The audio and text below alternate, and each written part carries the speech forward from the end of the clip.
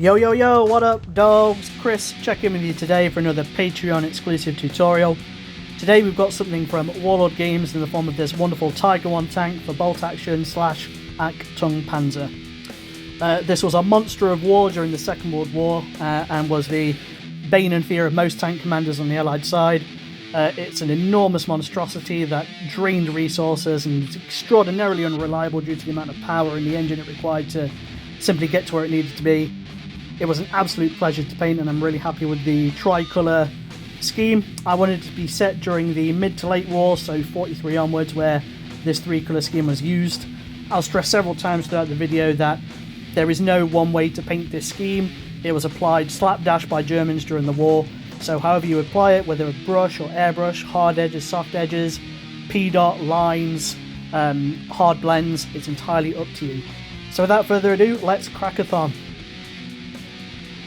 So I started by spraying the whole tank black and then applying the dark yellow from Model Colour. This was officially named, excuse me while I butcher the German language, Dunkelgelb colour that a lot of the tanks were mid to the end of the war. The turret is replaceable and spins. It's a lovely little kit. I was gifted it by a friend, so I decided to strip it down and paint up some bolt action and some Achtung Panzer. It stripped really well, so we're going to get some paint on it. This Colours of War book, while I knock the camera all over the place, is for Flames of War. It's easily one of the best reference materials for World War II miniature painting I've ever seen. It's absolutely fantastic. It covers all the main factions and it's got a great list of paints to use and loads of examples. It goes into their Team Yankee World War III scale stuff as well. If you can find this, grab it. If you love any form of miniature painting, especially World War II, it's worth picking up. So I've gone for a late war three-colour scheme. I was really loving the grey and yellow one you can see in the bottom right-hand corner there, 1943. That kind of Panzer grey with the Dunkelgelb. But decided it's a good excuse to get three colours on there. And as you can see, predominantly during the latter bit of the war, they had this three-colour pattern on there. Now, keep in mind, there's a lot of misconceptions about historical wargaming needing to be to the book accurate. By this stage in the war, Germany was running out of funds, it was running out of resources. They were applying whatever colours they could, so get as close to the green, the yellow and the red as you want. Here are the examples I used. Camo green from Pro Acryl. So I'm going to do these in really messy stripes onto the Dunkelgelb yellow of this Tiger. Now it's worth considering, at this point in the war, Germany was in trouble. They were applying this paint with mops, rags, sponges, old shirts, Hessian sacks just to try and get it on there. By the end of the war they didn't even bother painting them, they went out in that rusty red primer. So you can apply this with a brush absolutely fine in those firm hardline stripes. You can do it with an airbrush like I'm doing just for speed. There is no historically accurate, it has to be this way. If someone tells you there is, tell them to go outside and touch some grass. The important thing is, if you're doing the three colour scheme, is to try and get a balance of the three colours. So you want a nice mix of the yellow, the green and the red. I try and get it by eye as best I can, so I started with this green over the Dunkelgelb, just in random stripes, connecting them where I can, really random zigzags, leaving space for the other colours to come. We're going to put it into the wheel arches as well, just to tie it all in together.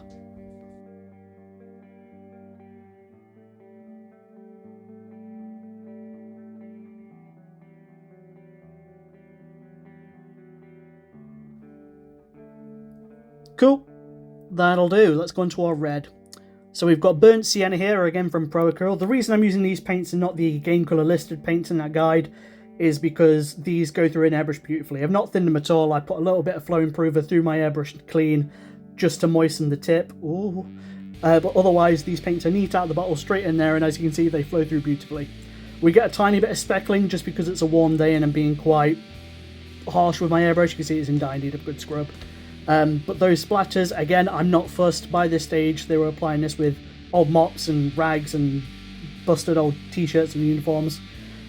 If you want it to be neat, be neat. If you want it to be mucky, be mucky. This is your interpretation, and I really wanted to do something that was going to be quick and easy to replicate while also looking awesome.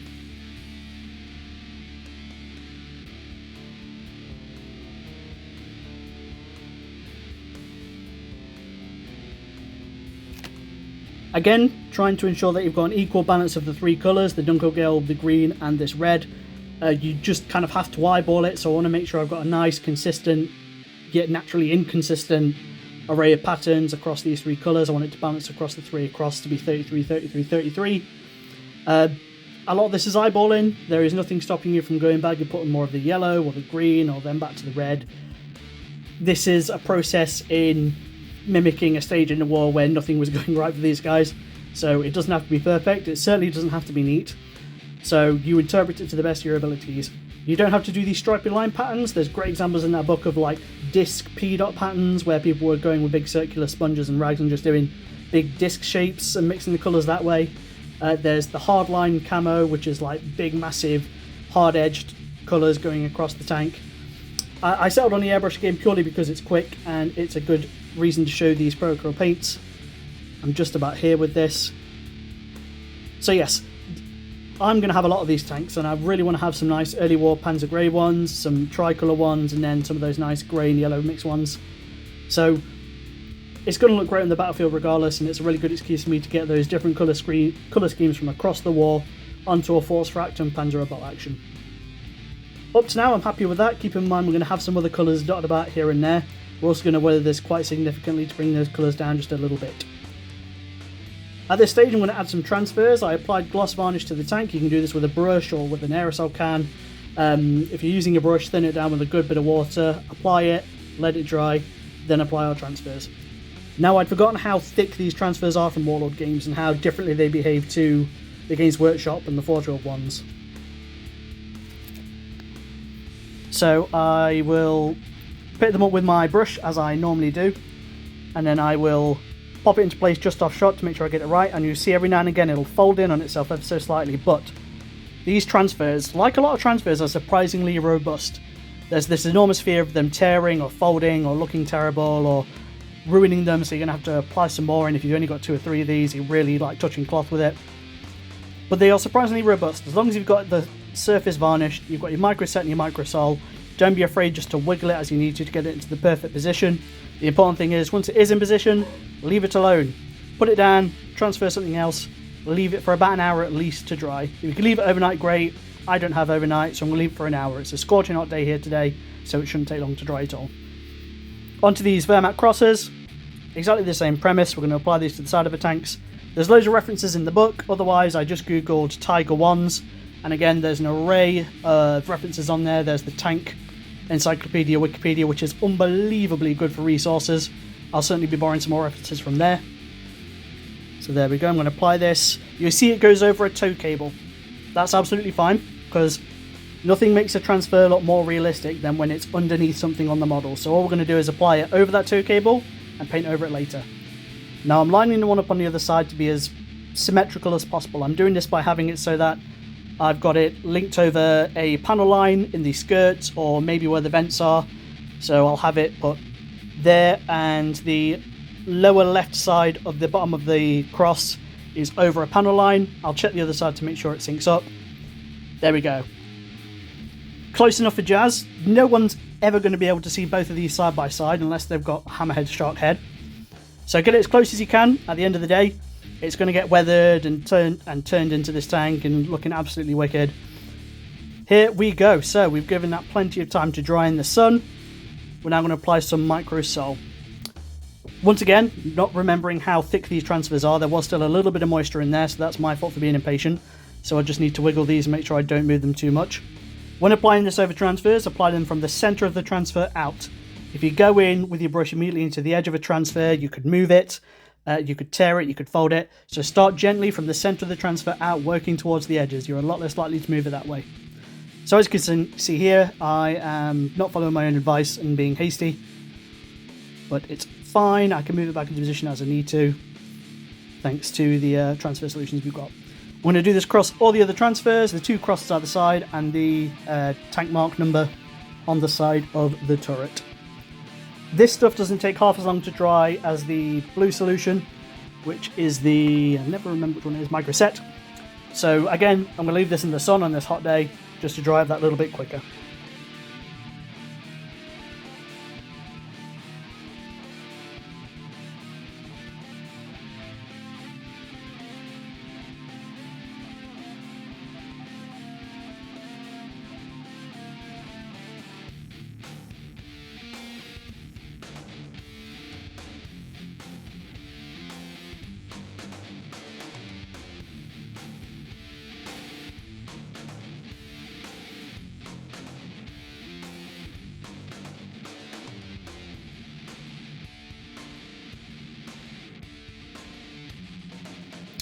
Once they're dry, I'm then going to apply another gloss varnish over them to get ready for what we're going to do next, which is going to be some panel lining. Now, I picked some of this up from the UK Games Expo from the wonderful guys at AK. It's good, I really enjoy it. It's a really nice kind of alternative to using full oil washers if you don't have the means or don't like working with the chemicals. It's literally an applicator in the pot, whack it out and start applying it. The gloss varnish means it's going to follow the capillary action and let gravity do the work it needs to flow into all those recesses and give us a really nice realistic mud set, kind of grimy, muddy, lovely deliciousness. There is still going to be some tidy up. It is going to flow everywhere. I make sure I put it over the transfers as well as around the transfers because again, it's going to give that the impression that they're on the tank and have had muck settle on top of them. It's very hard to go over the top with this stuff because of how thin it is and how small the applicator is, but I'm going to do this basically liberally on any creases, any lines within the panels, across the sculpted details like the tow ropes and the equipment and stuff on the hull. And the skirts, the front and the rear are the kind of textured lined armour hull panels. So again, I'm going to do some nice big splodges here and there. It'll hit those and flow all over where we need to. And we'll come back and tidy up what we need to later. I would argue this might be better if it was a little bit darker. I have got the black panel liner, which might have been better. Or maybe mixing the two and applying them in succession. But overall, I was happy with how this looked. Again, once it's all weathered in and varnished, I'm sure it's going to look the absolute part. Don't forget things like the gun, the machine gun mount on the front, the vision slot. What's it called? Eye hole, the eye hole. Here I've got an old case foam sponge. It's very lightly moist with white spirits, as in I shouldn't be able to squeeze it and anything come out, but it should feel moist to the touch. And all we're going to do is gently drag this across the armour so that any large splodges or pulls of the panel liner that have gone where we don't want it to, we can tidy up and streak it as we want to, while also ensuring it stays in the recesses and the deep lines to give us the effect we want. So I'm just really gently doing this. If you start hammering it over transfers and your paint job, you could lose some, so the gentler you are, the better. Again, use soft case foam sponges, don't use any hard firm sponges or anything that's too coarse. You don't want to do any of your work. So we're just going to do this all over to get rid of any of the pulled or messy panel lining, particularly on the flat surfaces. Try not to break our MG on the front of the gun, which is likely to happen.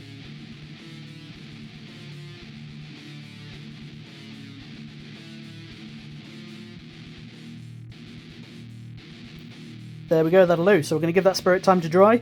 I've now applied a matte varnish over the whole tank. I've used the Ultra Matte Lucky Varnish from Ammo. I applied this with a brush quite, not liberally, but with a big enough brush, thinned down with a bit of water all over, and it settled beautifully. It's given me that nice matte finish that I love on my vehicles. Up next, we're going to give it a little tickle with a dry brush. We've got the Iraqi Army Sand from AK Interactive's 3rd Gen paints, and we're really gently tickling this over our armour. So I've got an old Citadel shade brush, which ironically is fantastic with dry brushing. I've loaded it up. You can see there's not a lot on that brush at all, just the tip. I've worked most of it off, and I'm just really gently tickling the very edges. I'll drag it across the transfers to ensure I tie those into what we're doing now. I'll do it across all the materials on the hull. Every element of the tank should at least have a tickle of this. We want it to be more prominent on the very edges, so those sharp corners of the armour, and it's going to unify everything and make it look a lot less like a toy. It's going to make it look a little bit more worn in and scuffed. At the end of the day, this tank's going to have Jerry climbing all over it to try and get safe, or for the driver and the gunners to get in and out when they want their steamed cabbage break. So we're going to apply this where we think the most traction is going to be seen, which is going to be on the sharper edges.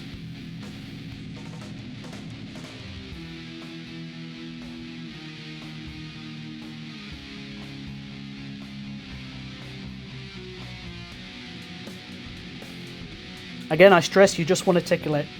If you do too much of this, you turn the tank to almost be an off-bone colour. You don't want that. You want it to just really gently and subtly pick out those sharper details. There we go. I am happy with that. Now we're going on to this Russian sand paint. I'm going to use this on all the handles of all the working gear on the hull. So there's an axe, a spade, a hammer. Anything with a wooden handle is basically getting painted with that. Dark golden brown from Pro Acryl. We're going to use this on all the tow ropes and bindings. take the turret off to make life a little bit easier for me. And again, really gently, using predominantly the side of the tip of the brush, we're just going to tickle the very edges of these. Now at this stage I realised what I should have done is done my brown sponging weathering before I did this. No regrets, we're going to do this and tidy it later if we need to.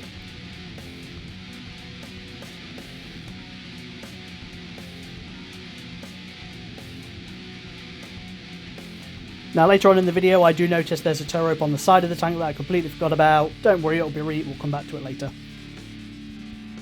So again, just tickling these handles with another layer of that Russian sand.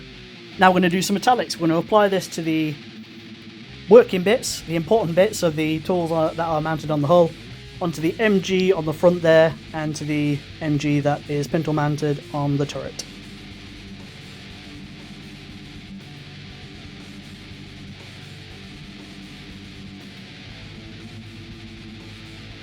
Now you could draw inspiration from any 40k you do to paint several bits of metallics to make them look a little bit newer and replace mid-campaign.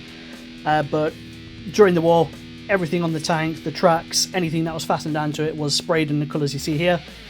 I like to paint these bits to be different, A, to break it up and add a bit of interest, and B, I like to think that as those items were being taken off and used during campaigns and during missions, they'd lose the paint that was attached to them, they'd get worn and cracked and come away, revealing what was underneath.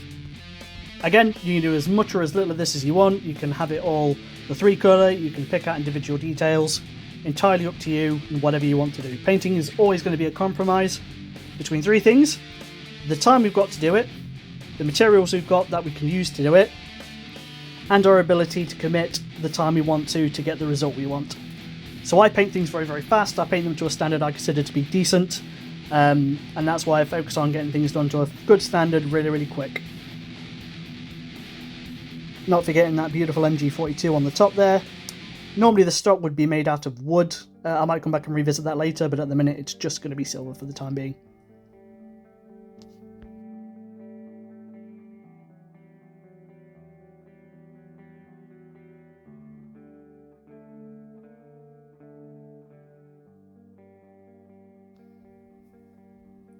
Up next is our dark umber. This is what we're going to do for our sponge weathering. Now again, I should have done this before I painted those details, because if I get this on them, I'm going to have to revisit them. Oh well, don't worry, it'll be lessons are learned. So again, we're going to really lightly apply this, again where we're thinking the wear and tear is going to be. We're going to avoid the tracks and the wheel housing for the time being, because we're going to come back and visit that later with some enamels.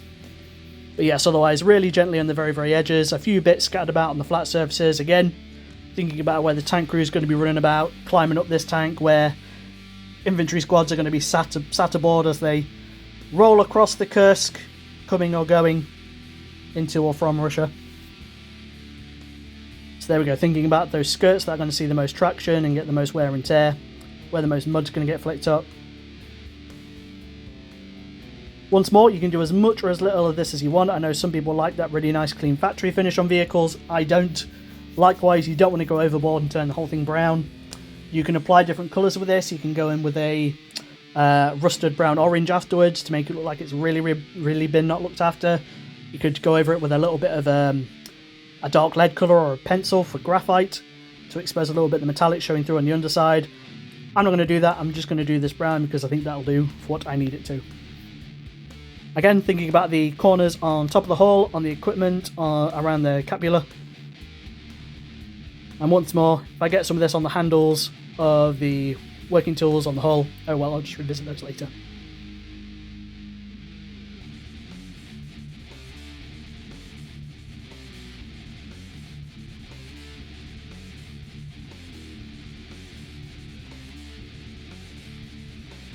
Once more, draw references from real life. Think about when you're sat in traffic staring at the van or the bus next to you.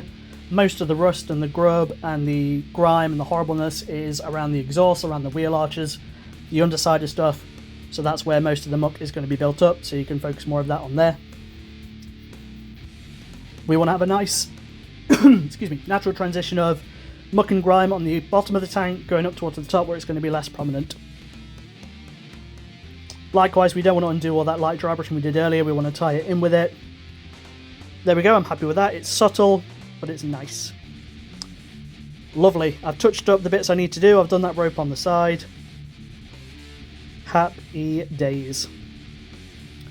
Up next, we've got this Russian dark brown from AK once more. I want to apply this all over the tracks. Now, especially in our younger days when we're painting our first Lehman Russers or our Rhinos, whatever, we paint the tracks to be silver. It's very, very rare you see any vehicle, especially working fighting vehicle, to have brand new metallic tracks. Normally they're the colour of what they're riding on, which for this instance is going to be a muddy brown. So I'm going to paint all the tracks, the insides, the tops, the bottoms, with this colour.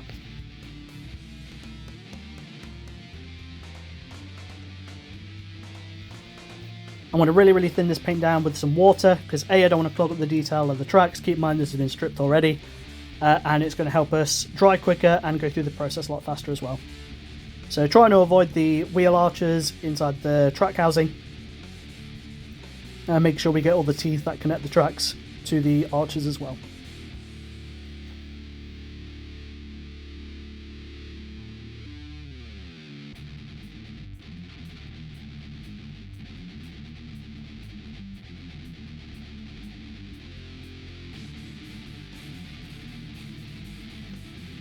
Brilliant. While the tracks are drying, I'm going to get some brown wash. I'm going to paint those details we painted on the hull. So both are MGs, all the tow ropes and bindings, the tools.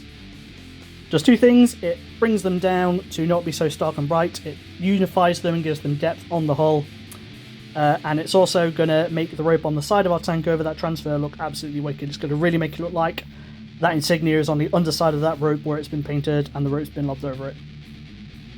That compromise of realism and time, again, there's really, really simple, quick ways to make your models look fantastic without putting a lot of time or effort into them.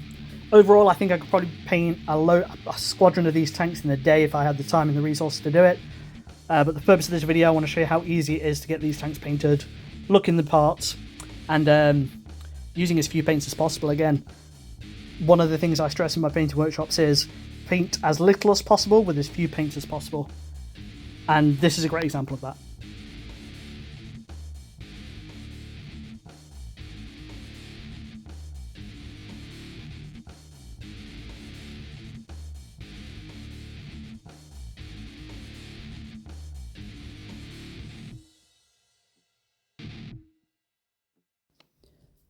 So here's that cable on the side, and as you can see where I painted over where the transfer sat, it's now on the underside of that rope and looks absolutely great. This shade is going to add that little bit more depth and again give that really nice 3D effect that someone's just chucked this cable over the side covering that insignia. Bish, bash, bleeding, bosh.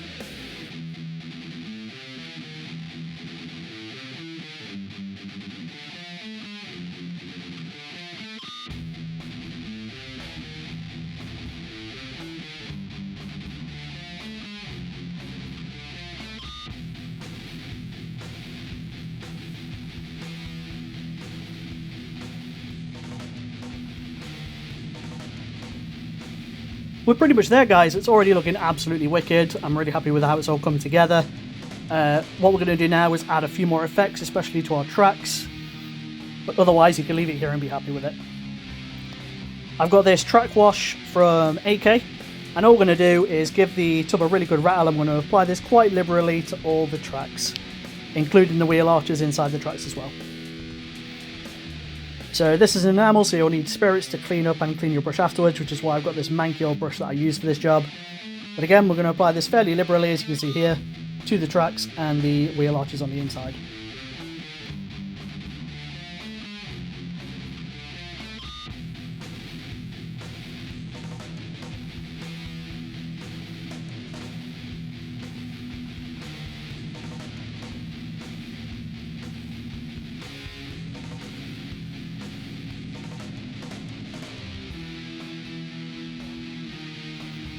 Now give this plenty of time to dry. If you can do overnight, great. Otherwise, an hour and a half afternoon should be absolutely fine. You want it to be visually dry.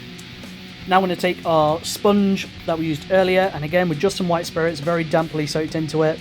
We're going to drag this across the inside of the tracks to get those wheels. Mainly because I don't want them to be too dirty like they are now. As you can see, they've lost a lot of their colour, but I want them to maintain some of that dinginess that they're going to acquire when rolling through the dirt. This is great because it thins down where the corner of the brush hits the centre of those wheels, while leaving the outside edges that are in contact with the track still mucky and dirty. And then I'm going to use the residual enamel on the sponge just to tickle the undersides of the front and the back, and I'll just give it a slightly dirty tinge to make it look like it's been rolling about and it's got a mud splattered up the front of it. And again, we're going to leave that to dry so the spirits dissipate. We're going to come back with our dark silver, and we're going to really gently tickle those tracks, just to catch the very sharp edges, to make it look like where the dirt's come away, maybe it's hit some concrete or rocks, and just to have that slight metallic tinge on it, which is why we're doing it very dark. We don't need to be overpowering and look like a gleaming silver metallic finish. So really gentle light feather and tickle. I certainly wouldn't do any more than I'm doing now. If anything, I'd probably knock it down a little bit. But again, this gives a nice little accent colour and a slight metallic tint onto our tracks. And again, you could do this on several bits of the hull. If there's any particular battle damage you want to accentuate, you could apply a little bit of this, a little bit of this there. But I certainly wouldn't overdo it. Less is more when it comes to weathering. So again, just really gently tickle around the outside of the tracks, just to give the illusion of the metallic material on the underside shining through.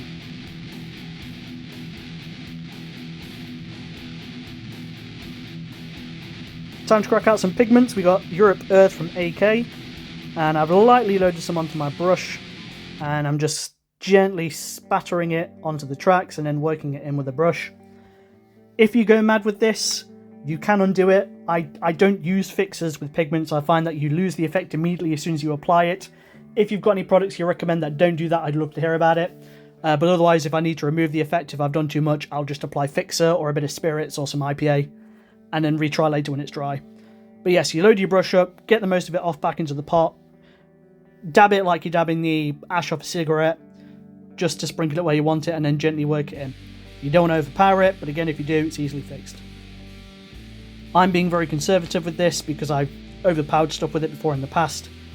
Less is more, but again, in this case, it's easy to fix if you do overdo it. So once I've got it where I want it, I'm going to really work it in. Again, I'm using this rickety, raggedy old brush, which I use for spirit and pigments, just to stipple it onto where I want it. And again, I don't use fixer. Once it's on there, I've not had a case of it coming off. I've not like opened a case and there's been loads of pigment powder splashed about everywhere. Once you stipple it in with a brush, it tends to stick fine. And again, if there's any of the residual enamel from our track wash in there, that's not quite completely set yet, because they do take days to fully dry. This will then bind onto that. So if you do it too much, you'll see it change colour to be that of the enamel wash we put on there. So less is more, be gentle. I'm happy with as much as I put on here. I'm going to apply a little bit more on here to match the other side. Work it in. Europe Earth's a great colour for a nice generic dried mud colour. I've also got Dark Earth, which is very dark. I would say pick up some pigments in various colours and take them for a spin based on whatever it is you're painting. They're a great tool to have. And here we are, my finished Tiger 1 for Achtung Panzer / Bolt Action. Wall of Joyce paint. It was really fun. I'm really happy to have brought it back to life from stripping it and getting up to this stage. Hopefully it doesn't break down immediately on the battlefield because it overheats. So guys, that's another tutorial under wraps. Thank you so much for the support, the follows, the subs. It's all enormously helpful and I appreciate it to the ends of the earth. The more traction I get on this Patreon, the more tutorials I can do, the better equipment I can buy, the better quality stuff you guys will get, and eventually I do plan on branching out into gaming content and videos, so that'll be fantastic. Share to all your friends. Don't forget, we've got a giveaway at the end of each month. This month it's going to be for the Spires and Vansar for Necromunda Hive Secundus. If you're not in the Discord yet, come and get involved. There's loads of hobby on show there daily. Overall, this is really good fun and I'm really enjoying doing it. And your help in allowing me to do that is enormously appreciated, so nothing but love to you. If you'd like to see tutorials of other things, non-GW, more historicals, more out there, more wild stuff, maybe a model manufacturer you're a big fan of who doesn't get enough love, drop a comment, drop me a message. I'd love to do some stuff you guys are keen to see. But for now, thank you very much. Have a sick weekend. Peace!